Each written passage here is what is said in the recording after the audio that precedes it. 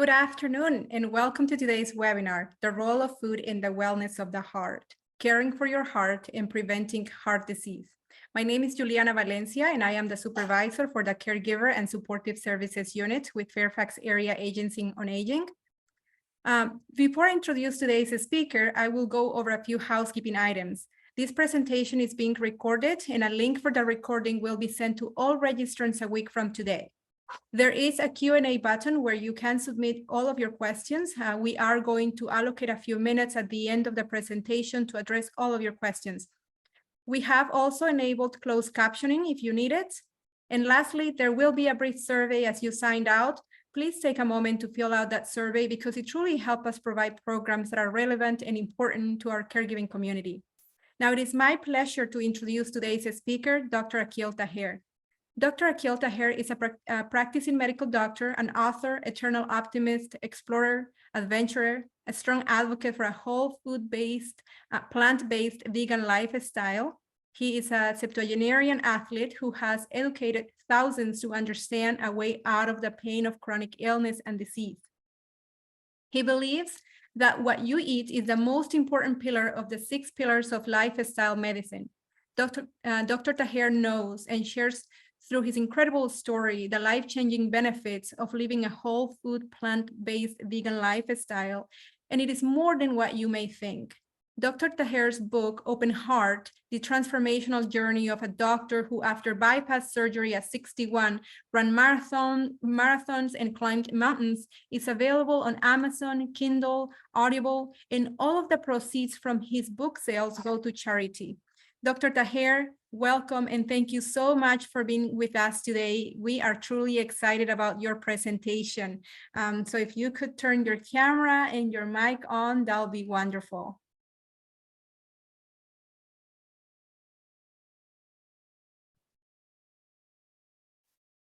Dr. Taher, are you able to turn your camera on?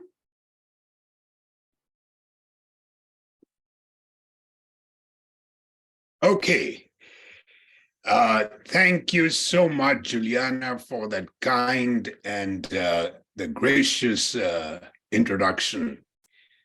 I am so happy today to talk to you as a heart disease survivor and a doctor about my heart healthy message to all of you, especially to the caregivers, because once upon a time, I too was a caregiver for my father. So before I start, let me just share the screen with you.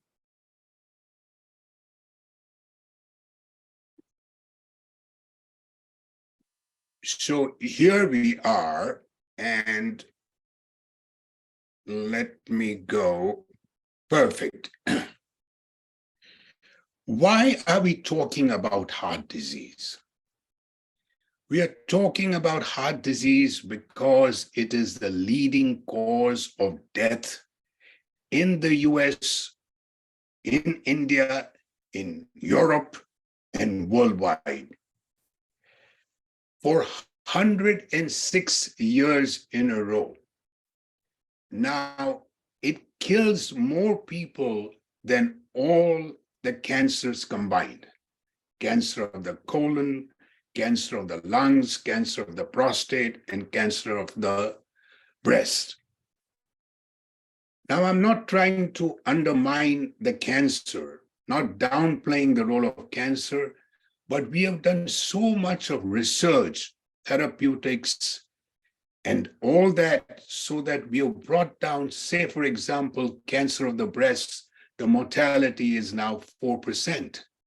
We got to do something about heart disease because it is killing people more and more at a younger age. And remember one important thing. If you have a heart attack, 50% of the time you die.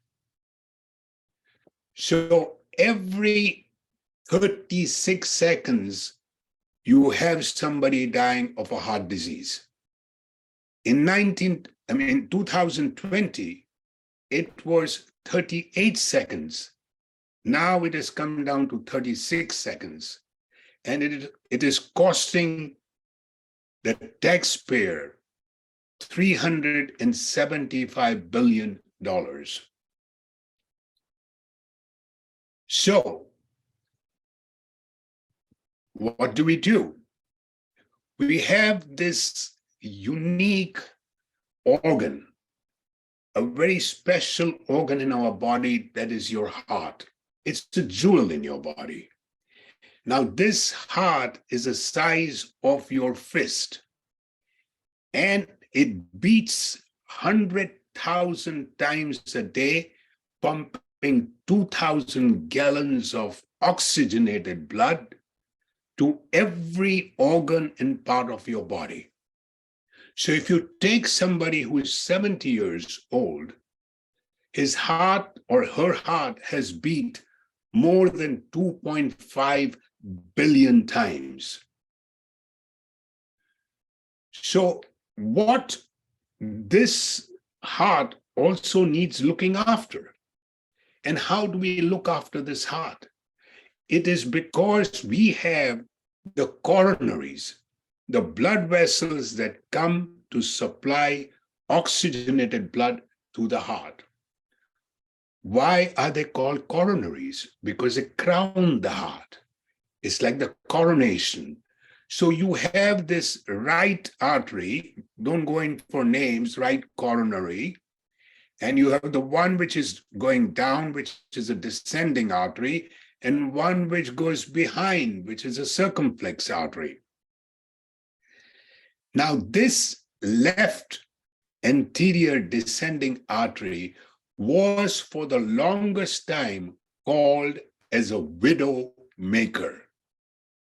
But folks, it should be very well called also a widower maker, because it kills women the same way as it does men.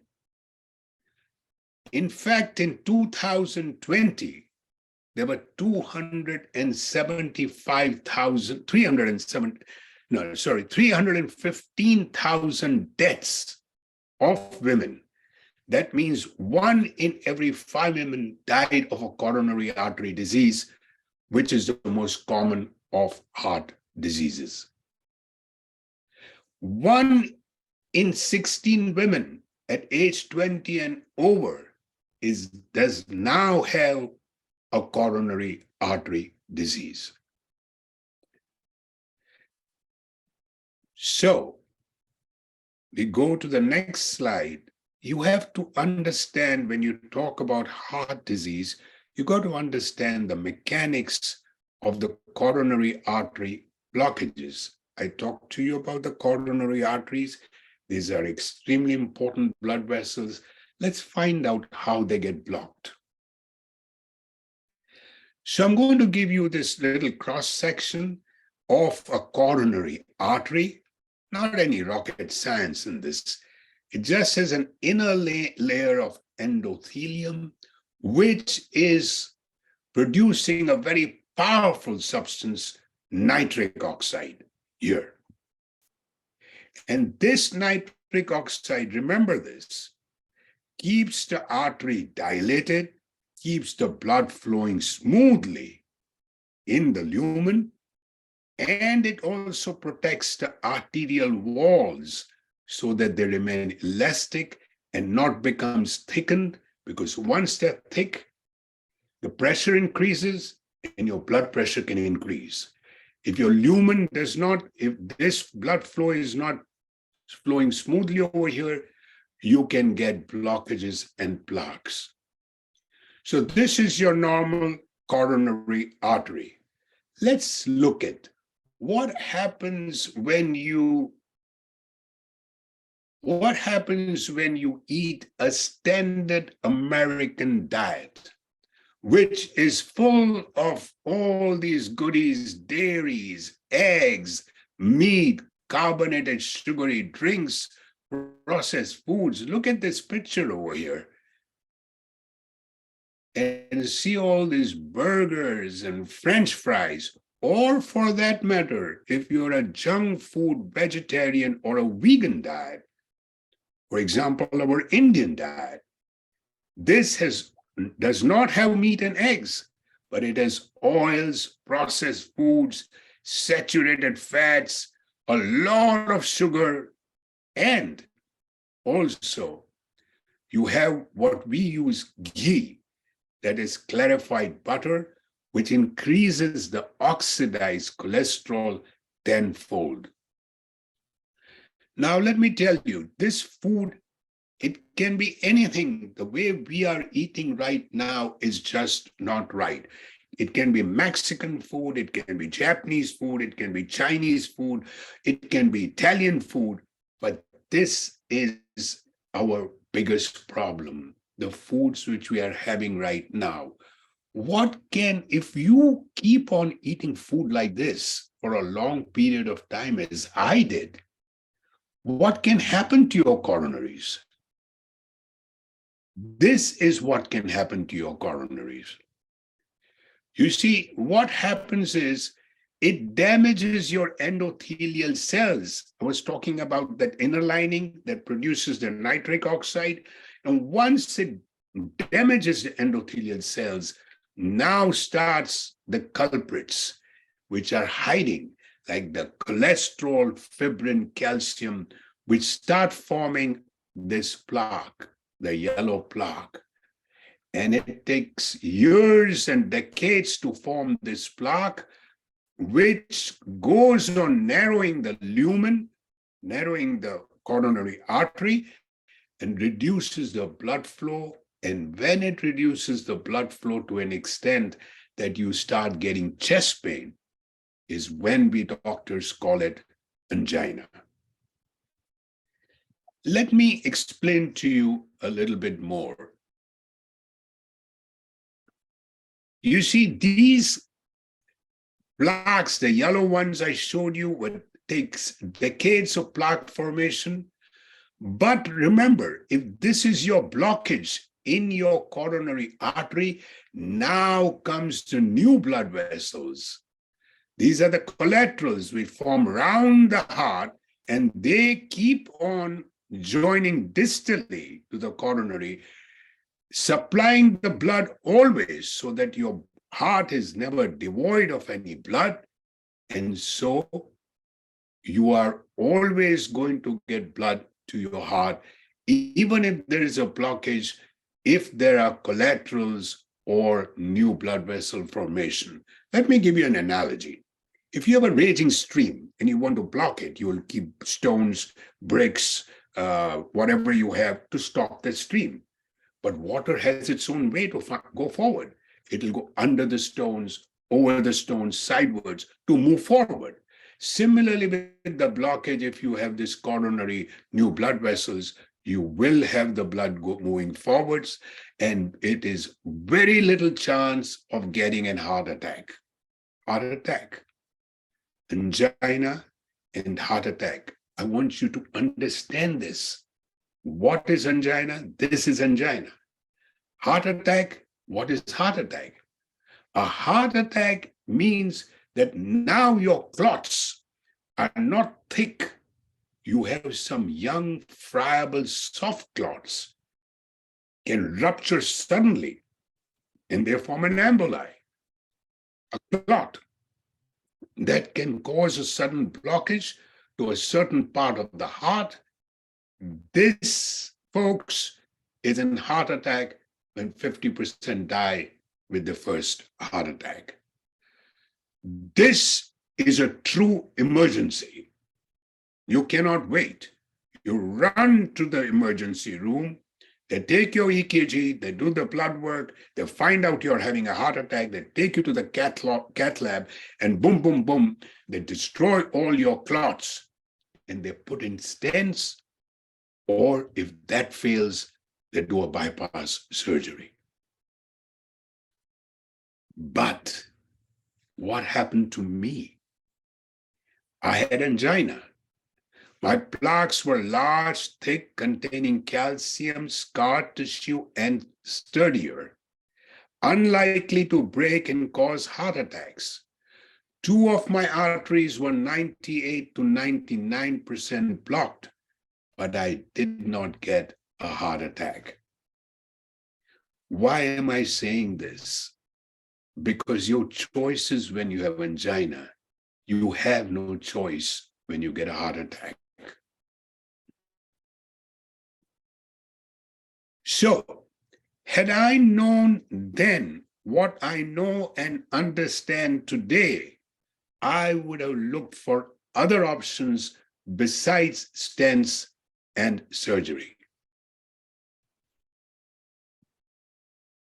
So let's talk about once you have a heart disease, once you have a coronary disease, and whether you had surgery or you had stents, can you reverse this? We're not talking about prevention here. Yes, you can prevent heart disease 100%, but can you reverse once you have the disease? Yes, you can. This is a reversal of coronary artery disease with only lifestyle changes and diet. This was a patient of Dr. Esselstyn, his colleague, a surgeon who had multiple blockages in those arteries, which I showed you, and he was not a candidate for surgery. Just look at his coronary artery, one of his arteries, moth-eaten, almost so narrowed down. And he was put on a whole food, plant-based, no oil diet. And in 3 years, look what happened to his artery. Completely dilated. Also recently, Dr. Dean Ornish, I think, did a study on patients with severe heart failure, and they were waiting for, it was the ejection fraction, as we call it, was below 35%, and they were waiting for a heart transplant. And these patients were put on a whole food, plant-based, no oil diet. I think there were 35 patients. And what happened? The quality of life of these patients who were waiting for a donor for heart transplant, the quality of life improved. And 5 of them did not even need to have a heart transplant. Such is the power of food. Food can either be your medicine, food can fight disease or feed disease. So what does a large study from New York University and Stanford say? That invasive procedures like your bypass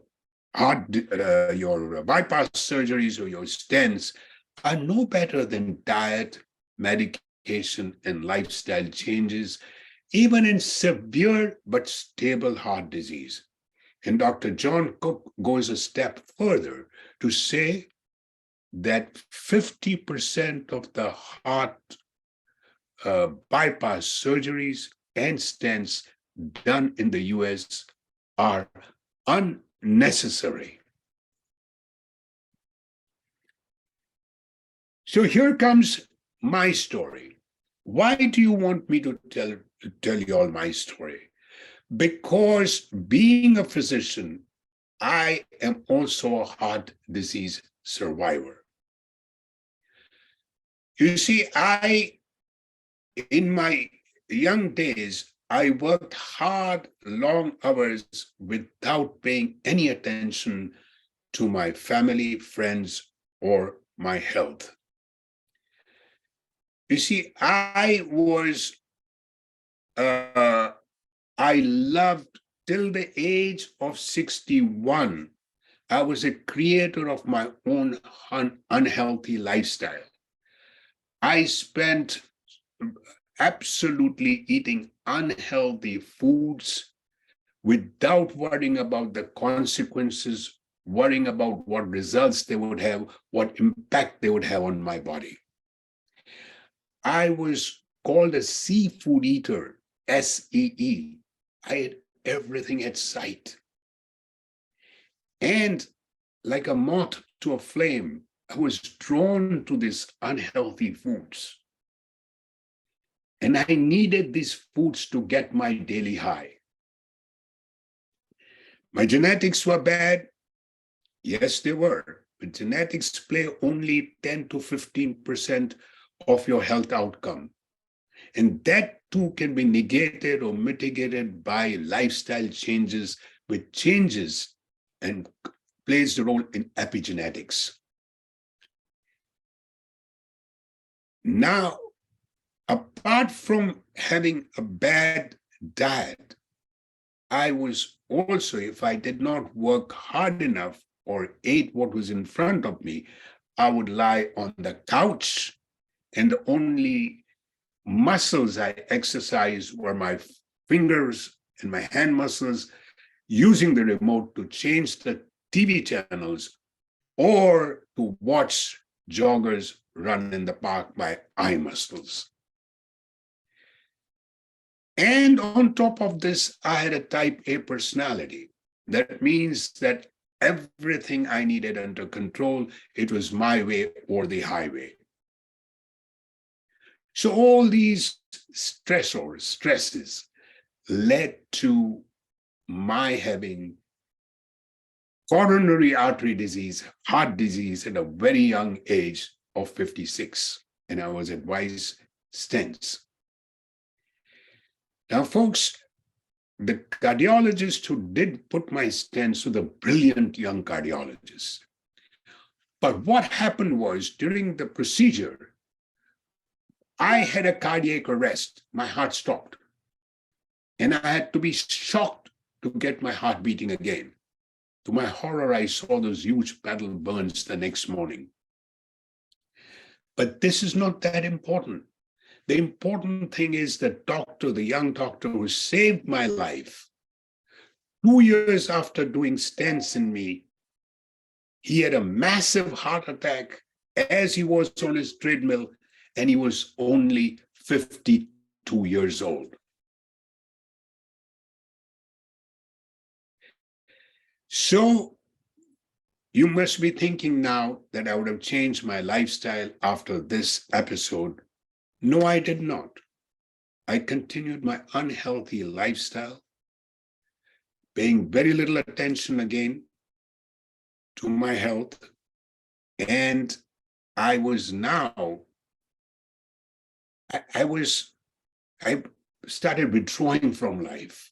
The reason is because I was a doctor and I was supposed to treat patients and not become one. So I got into negative thoughts, depression, and that led to more medical problems. So I would get sinus infections, bronchitis, the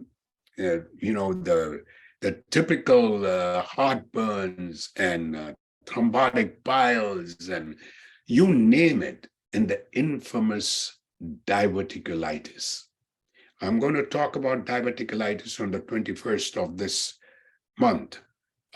But I had severe diverticulitis, and so I was admitted twice for perforations, holes in my intestine, in the colon.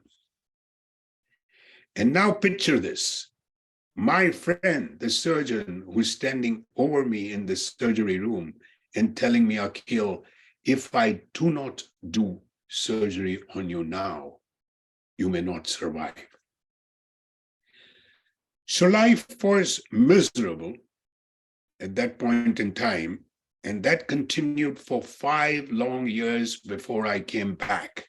I came back because my stents had failed and I needed to have open heart surgery. Now, as they were wheeling me in for surgery, I turned around to the nurses, ICU nurses, and I don't know why I said this, but I told them that I would do a half marathon in a year's time if all went well. Well, some of them laughed, some of them humored me. They thought I was joking. But I don't really know why I said this at that moment. But looking back, I believe that that was a moment when I realized that I had only 2 choices left. either to continue this horrific end of life kind of journey or to make a conscious decision to really live my life again with passion, purpose, and positivity. So my recovery was fantastic. I was on the treadmill on the third day. I did not take any pain medications. And I was happier in this physical pain than the mental agony of the last 5 years. So I took up running. It's the easiest thing to do. All you need is sneakers and shorts. And I started slow, first with a little walk, a guy who had not done any exercise in his life, then a little bit of a jog, then run. And finally, to me, running became a meditation in motion. 7 months after my open heart surgery, I went to Nashville and ran my first half marathon. It took me 3.5 grueling hours, but I felt like I was on top of Mount Everest. And to be very honest with you, I was still getting certain amount of pains in my belly, diverticulitis and all that. So I was wondering, I was doing everything. I was exercising, eating better now. So I'd become a flexitarian. I'd cut back on meat, eggs, and dairy. So I realized, what was I doing wrong? And I found out that it could be my diet. So I changed to a whole food plant-based diet, a vegan diet. And that is the thing that absolutely made me change my physical life, because I'm an athlete, a septuagenarian athlete. So my preparation time, my performance time, my recovery time all decreased. I was wondering if I was getting enough protein. You get enough proteins in your lentils and your beans and your legumes and what have you. So let's go around to the 6 pillars of lifestyle medicine. So if you follow these 6 pillars of lifestyle medicine, your life is going to change. Trust me on that. The most important of the 6 pillars is the nutrition. The whole foods predominant diet to prevent and treat and reverse chronic diseases. You can reverse diabetes, obesity, cholesterol, high blood pressure, heart disease. Then close to this is your physical activity, which we will talk about. Regular, consistent physical activity is an important part. Then comes your stress management. You have your negative stressors, anxiety, depression, which can be looked after by, if you need help, then comes the meditation, the yoga, your pranayama, your breathing exercises that can help you. Restorative sleep, we'll talk about this a little bit. And social connections, you should always have a good social support. Giving support is much better than receiving, but anyway, if you have a good social support, that helps. And finally, avoiding any risky substances, whether it is tobacco or whether it is prescription narcotic drugs or street drugs, this should be avoided. If you are, I get a lot of questions on alcohol. If you are drinking for health reasons, no, it does not help. But if you're doing it for social reasons and you have a glass of wine now and then, I would not stop you, because I also do that. I have a glass of wine now and then. So this is, but if you're, again, it does nothing for the health, which has just recently come out, that it does not increase your good cholesterol or anything like that. So let's look at the first pillar, the whole food plant-based diet. I mean, come on, look at this. It doesn't you salivate, you're drooling, your mouth waters.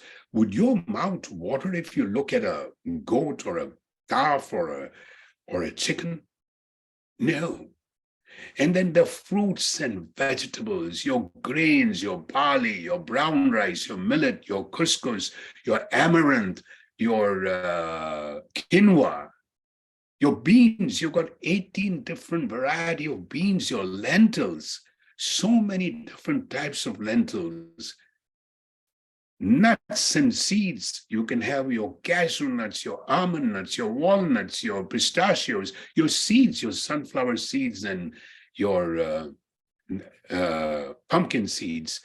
What should you do? So, in the first place, anything that you buy from outside, from grocery stores, from the freezer department, look at the labels. Number one. Number two, if you cannot pronounce what is written there, do not eat it. And remember, avoid junk vegetarian or vegan food that is as bad as putting a piece of meat in your mouth. Reduce your bad cholesterol by avoiding or at least cutting back on meats and saturated fats, and avoid trans fats.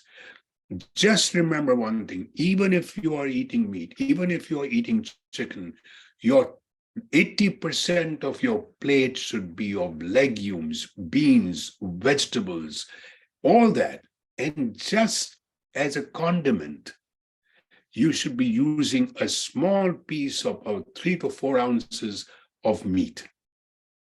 If you are not willing to give up milk, meat, that's okay.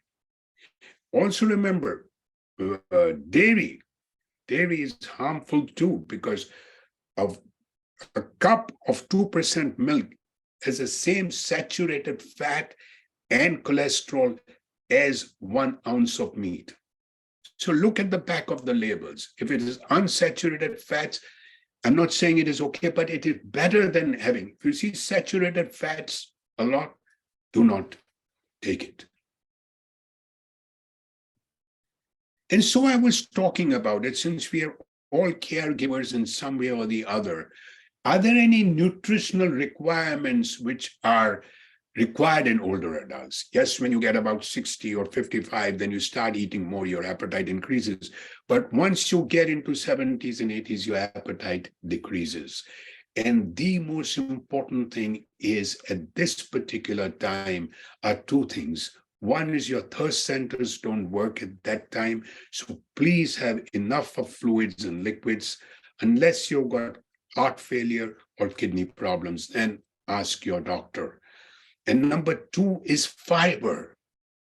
You know, minimum you got to eat 38 grams of fiber a day. You know how much an American eats in a day?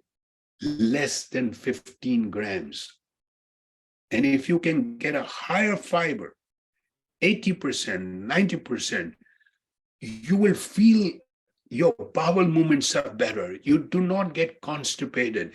Your gut bacteria, it is helpful. It decreases your cholesterol. But fiber, remember, when you have fiber, you must have lots of liquids. Otherwise, you will get bloated and constipated. But fiber is a must. And if you're taking whole food, plant-based diet, there is immense amount of fiber.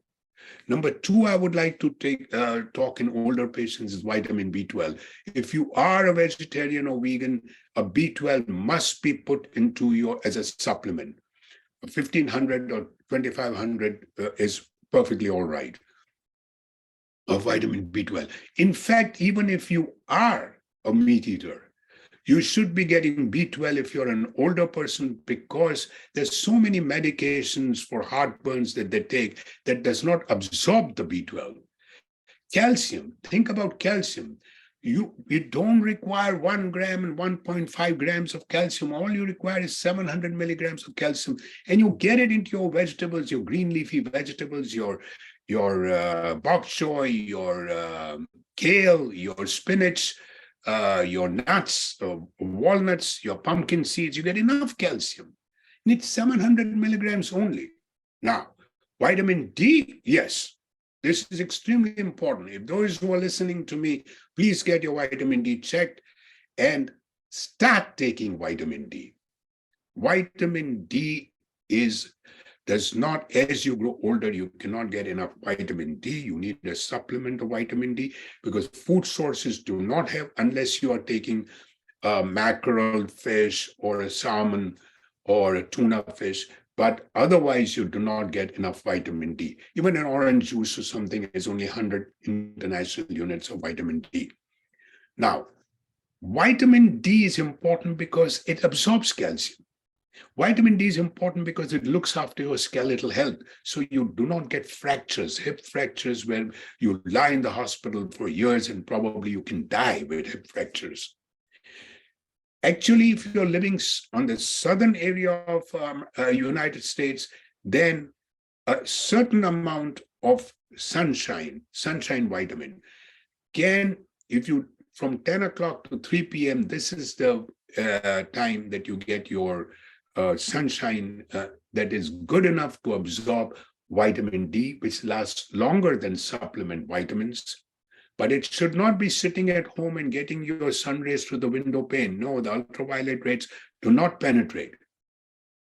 So it is important of vitamin D. Even before the COVID, when 60% of my nursing home patients are vitamin D deficient. So that is important. Fats, you don't require at that age so much. And if what you require is probably omega-3, which you can get in your flax seeds. And and iron, you see, meat you the heme iron, which is harmful to the kidneys. So it's a non-heme iron, which you can get from your leafy vegetables and so forth. So you do not need to have heme iron. And then protein. You see, remember one thing. Protein is a kind of a situation that your dietary sources are not.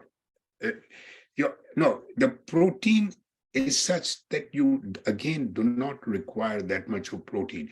You require 58 grams in adult males and 48 grams.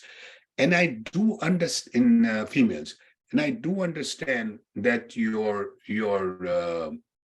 muscle mass decreases as you get older.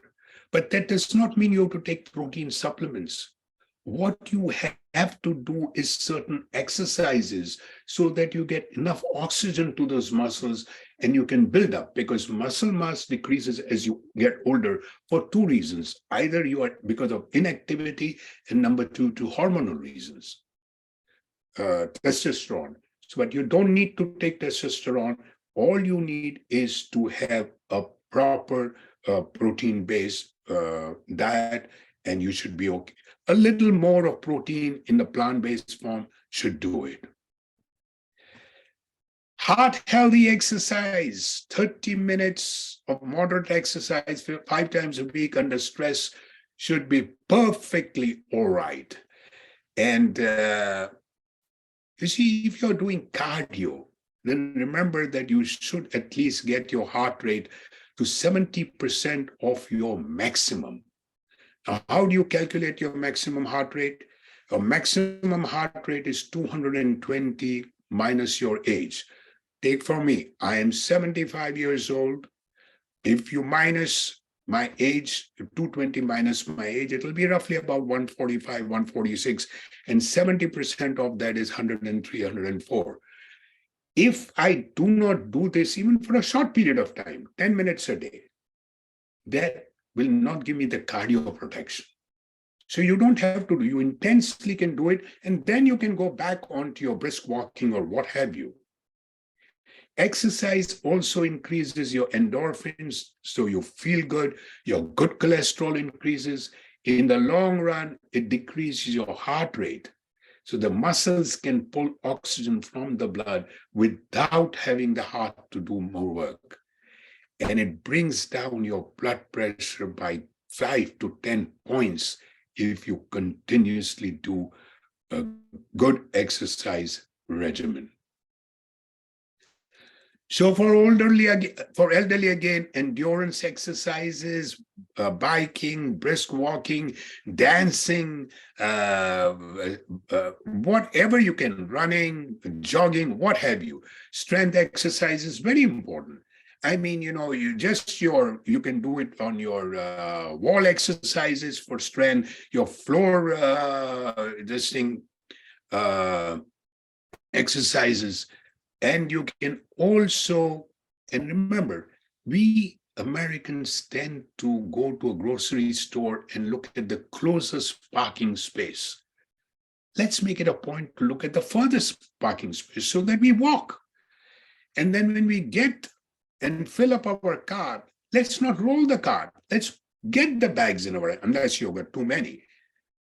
Hold the bags. That's your strength exercises. Just as your floor push-ups and your wall push-ups. And for elderly, your exercises starts when your eyes open in the morning. You can do calf muscle stretches, you can do your ankle rotation, then you sit down and you can raise your legs. Balance exercises, heel walking, toe walking for elderly, superb. Standing on one leg, tying your shoelaces without sitting down. And finally, your flexibility exercises, because men tend to get more rigid than females, more stiff. So we need to do yoga and stretching exercises. So remember what I said before, food fights disease or feeds disease. Maimonides, the Greek philosopher, said that any ailment that any disease that can be treated by food or nutrition should never be treated by any other means. So remember one thing, folks, remember thinking healthy, getting healthy, and staying healthy begins with what you eat, what you put in your mouth. Now it's 12:42, so I think we will end over here. I have a bit of a heart disease in women, but we don't really have the time. We won't have the time then to talk about taking questions. So I would take questions, and I shall leave the floor open for questions. Thank you so much, Dr. Taher. And there is so much that we can continue to talk about, and hopefully we can address some of the questions that we have from the audience. So please send us your questions. This is a great moment to do that. I want to start with one question that you kind of already talked about, but I wonder if you can go more in depth. My question is, what is the relationship between food and longevity?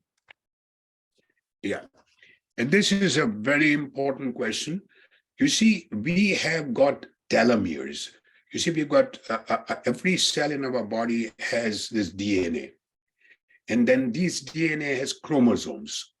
So each cell has these chromosomes. The 43 DNAs has its chromosomes. And the tip of each chromosome is a telomere. That telomere shortens as you grow, as you get older. So the telomere shortens and shortens till the time when there's no telomere and you die.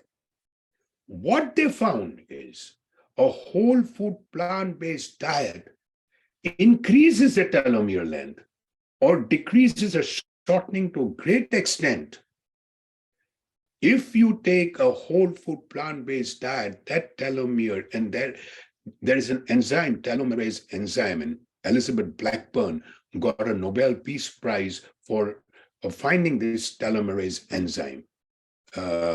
And this telomerase enzyme is increased in people who are on a whole food plant-based diet.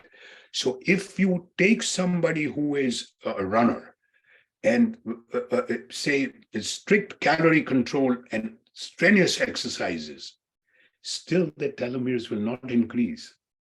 But what happened was the moment they start taking a whole food plant-based, they will reduce weight. You're taking the whole food plant-based diet, the shortening of the telomeres takes a longer time so that your longevity improves. Wonderful. Thank you so much, Dr. Tahir. And we have quite a few questions from the audience, so I'm going to start going through those. One question says, avocados are high in fat, but I hear... Juliana, one minute. Can you hear me, please? Can Sure, I please tell you that there are two questions they were written to me before. Can I handle those two and then we'll take your questions? Is it absolutely, not a okay with problem. you? One is from Jane. No, one is from Elva Usne. I hope I'm pronouncing the last name properly.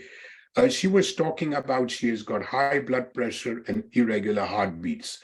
She is on a vegan diet, but she says she seldom takes salmon, eggs, and cheese, not regularly. Irregular heartbeats, I do not know much of the history, whether it is atrial fibrillation or other kind of heartbeats.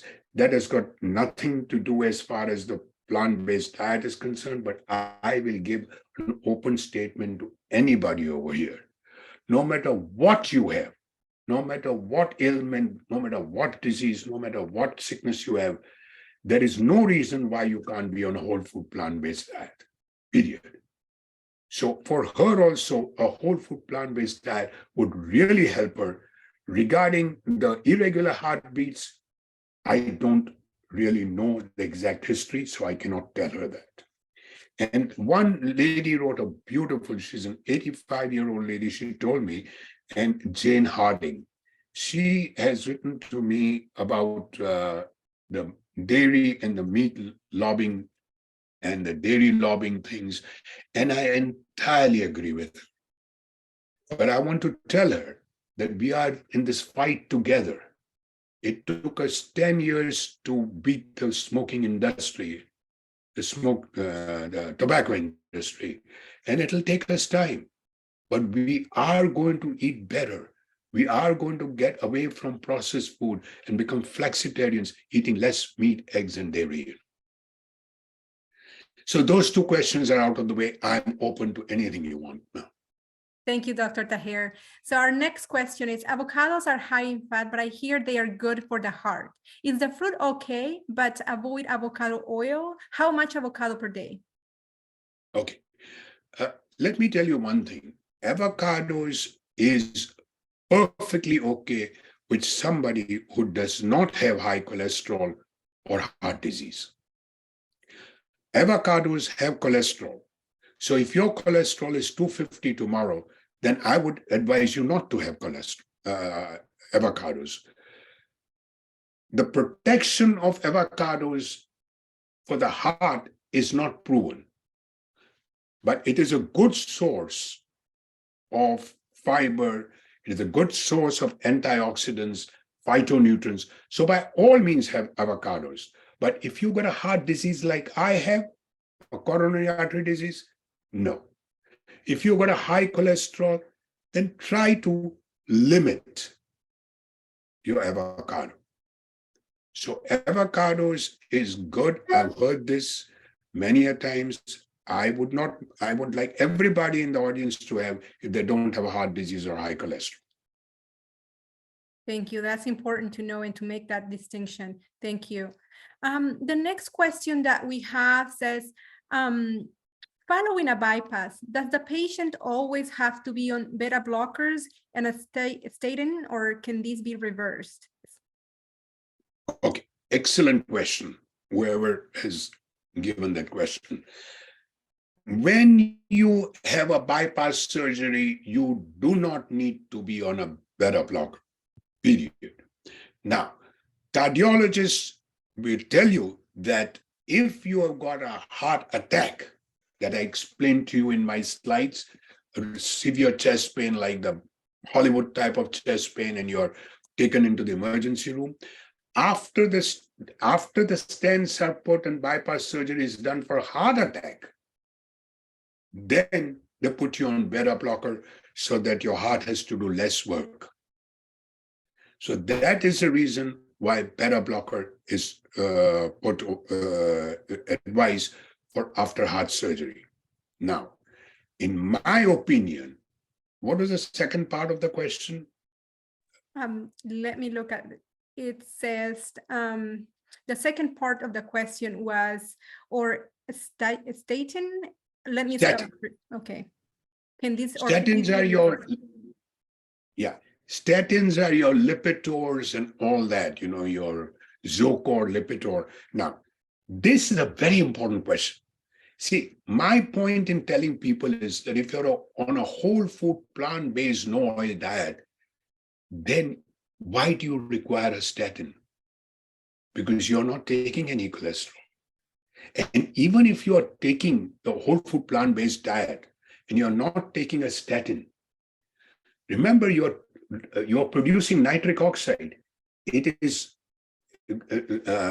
doing great for your endothelium. So if any cholesterol is coming by, it may not lodge as a plaque.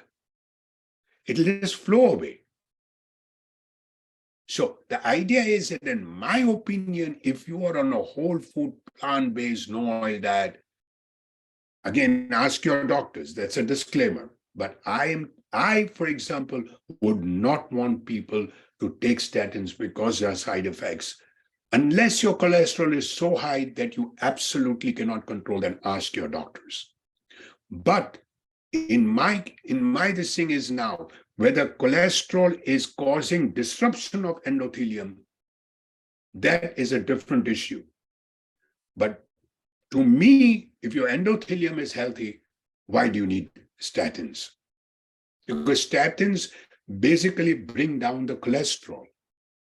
And just to tell that this thing, that there are no cases of heart disease, people who have got total cholesterol of 150 or less, or bad cholesterol 70 or less. No cases in the world of somebody having a severe heart disease. Okay, thank you.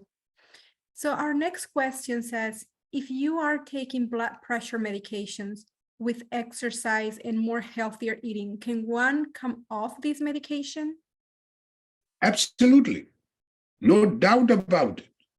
If you are eating healthy, we were told when I was a medical student and a resident, we were told that if you are on a blood pressure medication, it is for life. No. If you are doing a proper healthy exercises, you are eating great, you are improving. The endothelium again is secreting nitric oxide, protecting the walls. The walls are getting more elastic.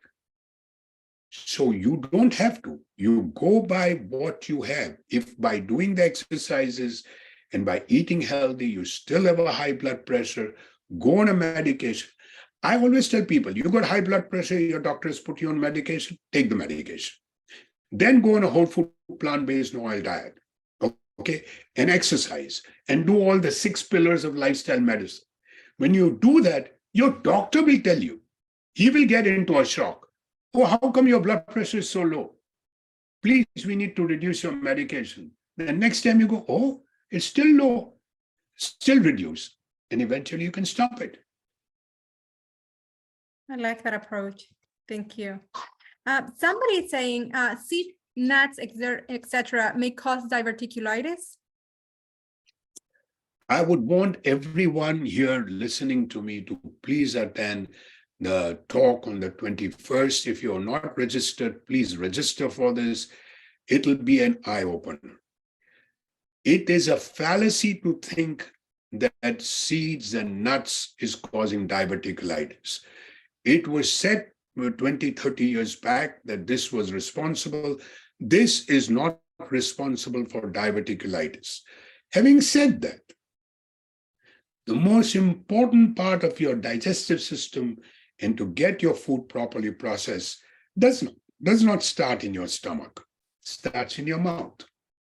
So if you try and chew your food properly, masticate your food properly, 30 times they say, if you do that mastication, your seeds are not seeds anymore. They are grounded.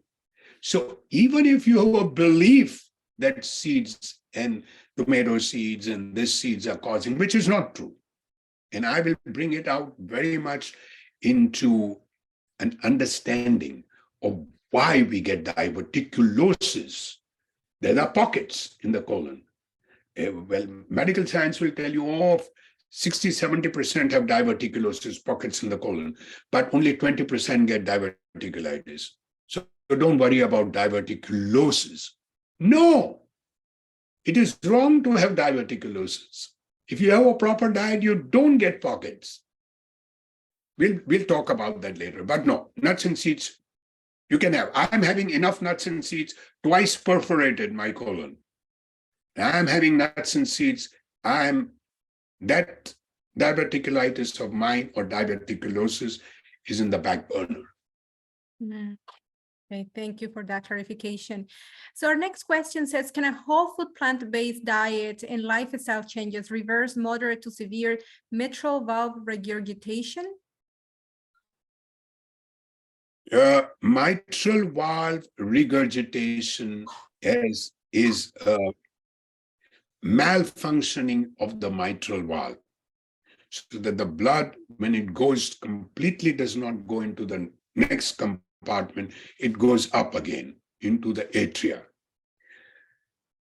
Foods may not directly have a consequential effect on the mitral valve, but overall, the patient can feel better by taking the whole food plant-based diet. I have got to know the age of the patient, how much of mitral valve it is, what are the pressure gradients, so that it requires a mitral valve replacement or not.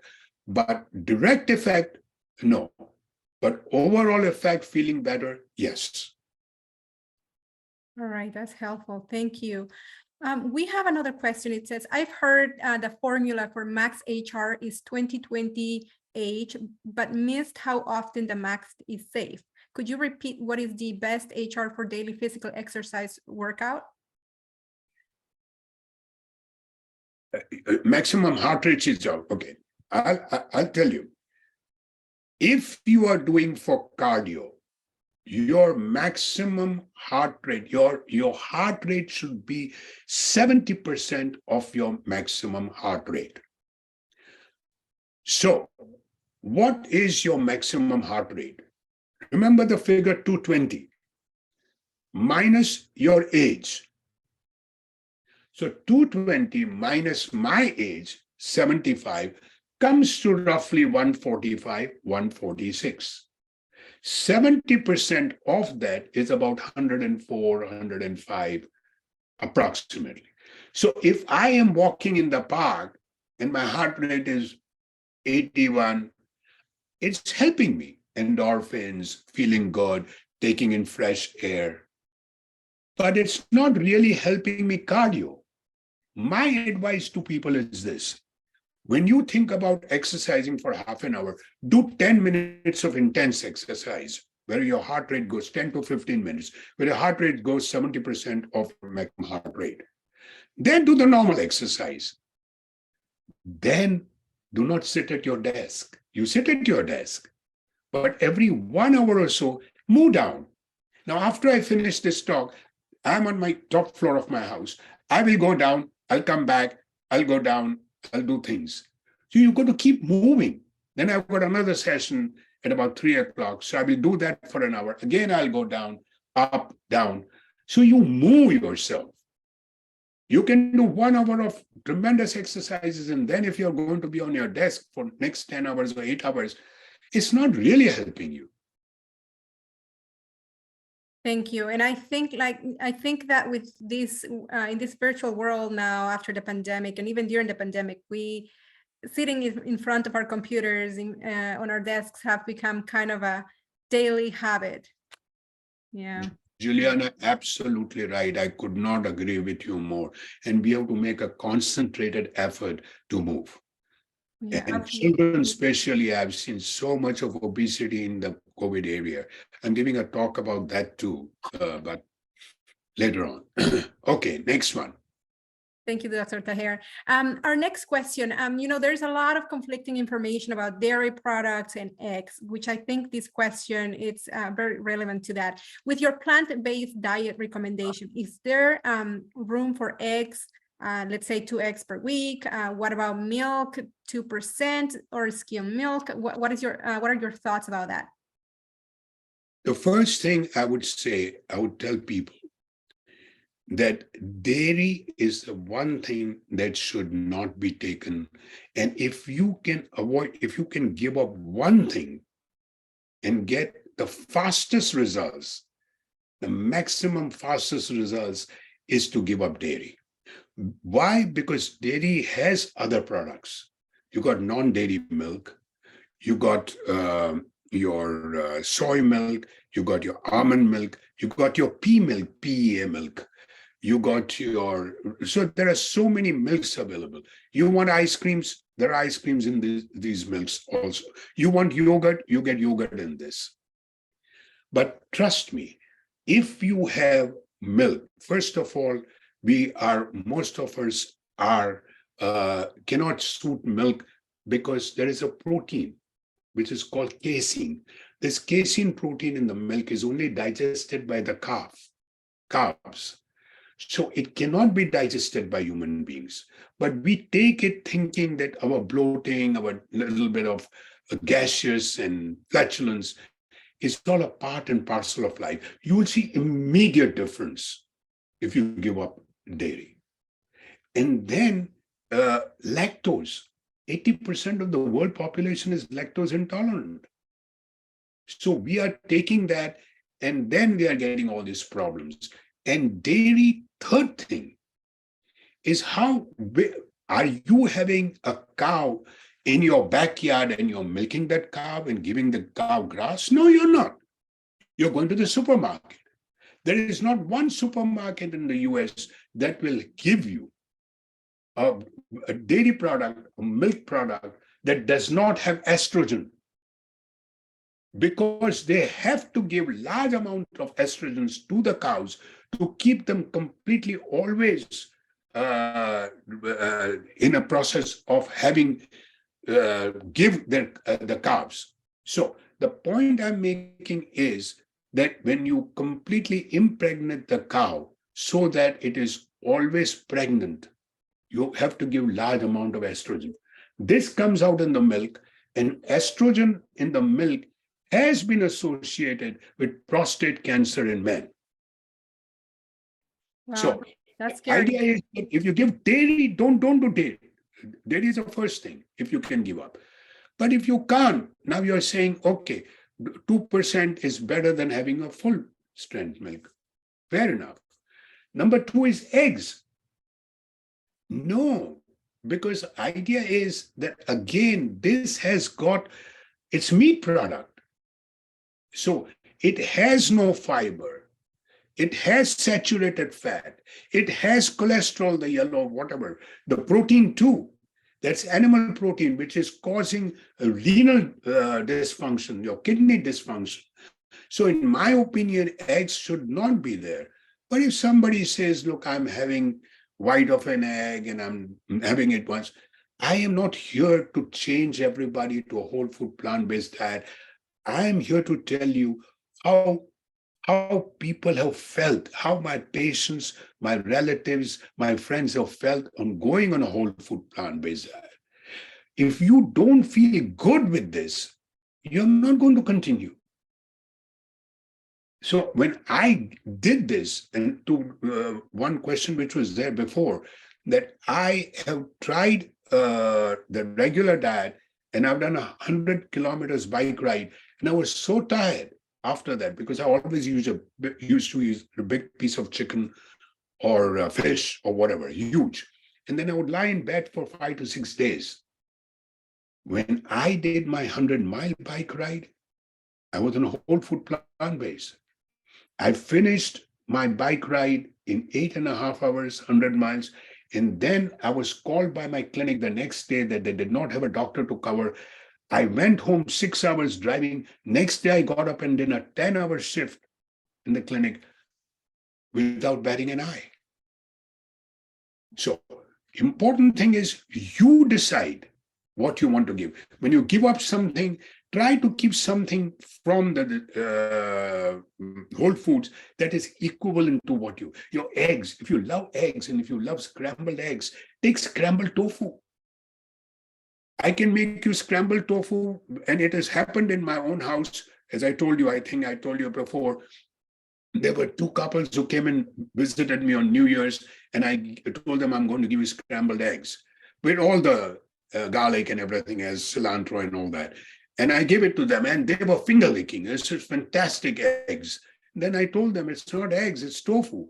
Then one of them said, "Oh, then it doesn't taste good." The idea is it's here. Thank you. Thank you. So we are past 1, so you're welcome to stay a little longer. We are going to go a few more minutes. And my next question is, it says, given it's important to limit avocado oil, what are the thoughts on olive oil instead of butter or margarine or breakfast English muffins? Okay. Olive oil is an unsaturated fat, while your butter and your Crisco and your palm oil are saturated fats. And your trans oil, this thing like coconut oil, which can be solidified at room temperatures. So coconut oil, palm oil, clarified butter, ghee that we have Indians, these are an absolute no, no, no. If you have to have olive oil, canola oil is your unsaturated fats, monounsaturated. So if you have these unsaturated fats, again, limit those. Get a spray and spray and then cook your food. But if I were to tell you the honest truth, you don't need oil. Am I using oil? Sometimes, yes. Because I'm living in I travel, I go, so I cannot help it. But you can saute your food with red wine, with vegetable broth. So you don't have to do that. When I cook my spinach with your tomatoes and garlic and onions, I put my onions first to steam. They get softened. And then I just put them on this thing, sauteed as it is. And then put in a little bit of this and that in it. And it tastes out the same, the spinach. So clarified butter, all these things are a no-no. But if you have to, then use but no saturated fat as far as possible. Thank you. And I think that's important, right? Because sometimes when we are looking at the back of the product, the nutritional labels, sometimes we look at cholesterol 0, trans fat 0, and then we get that, but then we forget about the saturated fats. That has happened to me until I started following you. Your saturated fat, you're so right. Your saturated fat, if you can have vegetarians, they don't take cholesterol because cholesterol is only in meat products. So they are not taking cholesterol, but they take a tremendous amount of junk food vegetarians. Take a tremendous amount of saturated fat. Cholesterols go up. So the idea is your saturated fat and your cholesterol is there in junk food, vegetarian or vegan food. Okay, very important to remember that. So your recommendation is it to be vegan? My recommendation first is to be a whole food, plant-based, no oil diet. Number 2, if you cannot do with that, then whole food, plant-based, very little oil diet. If third is to use a vegan diet, but I'm scared to say vegan because vegan means that when people turn vegan, they go into the sugars because there is no distinct limit for sugar in vegans. There's no limit for oil in vegans. So that is my fear. But if you're a healthy vegan, that's my next choice. And if people who cannot, try to be flexitarians. First of all, for younger people, even for older people, because age is not a limiting factor in changing one's lifestyle, you can immediately do that in terms of anybody can do it. Thank you, Dr. Taher. And this is going to be my last question. What I have noticed, especially with older adults, is that there is a tendency to the polypharmacy. They get a lot of prescriptions, and a lot of the times, some of those prescriptions are to treat side effects and symptoms from the medications they are taking that are causing more illness. Why do we have an approach to medicine in which we treat the symptoms and not the root of the illness? Absolutely right. We have been trained in nutrition in medical schools is very little. Hardly ever, it's like 20 hours in your 4 years of medical school. In my time, there was 0 hours. So nobody knows anything about nutrition. Now, number two, what we have been doing, and even me, I'm responsible. What I'd been doing for a long period of time was treat the disease after it has happened. So you got diabetes, I give you a medication. Number two, you got high blood pressure, I give you a medication. Okay, so I continue treating by invasive procedures or by medication. When what we have to do is not only primary prevention. Primary prevention is that if you got, say somebody has got cholesterol, you are giving statins not to for that person to have heart attack. I'm just giving an example. But why should that person have cholesterol? That becomes a primordial prevention. Primordial prevention is by nutrition. If you do a proper nutrition, you cannot get high cholesterol. So the most important thing is your primordial prevention. Number two is that once we are in an environment whereby we have got so many specialties, and by the time a person grows old, okay, knee, you go to an orthopedist, or you got a headache, go to the neurologist, or you got a back problem, go to the back surgeon, or you got urine problems, go to a urologist. So the polypharmacy starts coming in. And the primary care doctor is so much this thing with patients that he hardly, I don't blame them, he hardly has any time. When all these medications which are there are not required, the moment you go on a plant-based, whole food, plant-based diet, you will have to stop all these medications. So the polypharmacy has become, because we are not treating the root cause of disease. And I don't mean to say acute disease, you need doctors. You got an acute appendicitis and you need surgery. I'm not going to give you a carrot stick. You have to go. And for say, if you're getting a heart attack, I have to do certain things.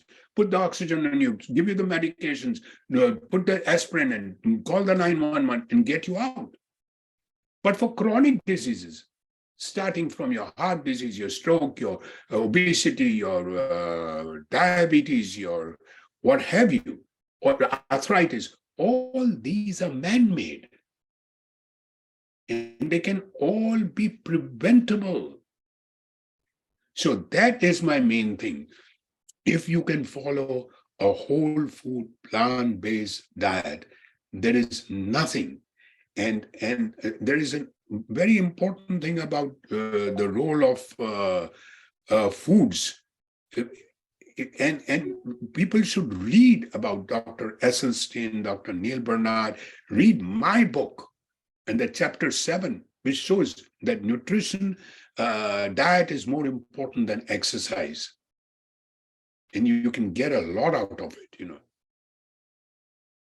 Thank you so much, Dr. Taher. This has been such a wonderful presentation, and I know we can be hours here talking to you. And, yes. And I have a lot of questions that have not been answered. So if you're okay with that, I'll forward that to you via email. And then I want to thank you because for your commitment and in sharing your story, your knowledge, to make sure that more people are living fuller and healthier lives.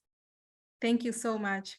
But just one small thing, please tell your this thing that you have to tell them to attend on the 21st with that link. It will really, really be an eye opener. So I'm preparing for that right now, you know. Okay. Absolutely. And I'll take all the questions at that time too. Thank you so much. And to everyone in the audience, thank you so much for attending this webinar. This is our last session for the Health and Wellness series.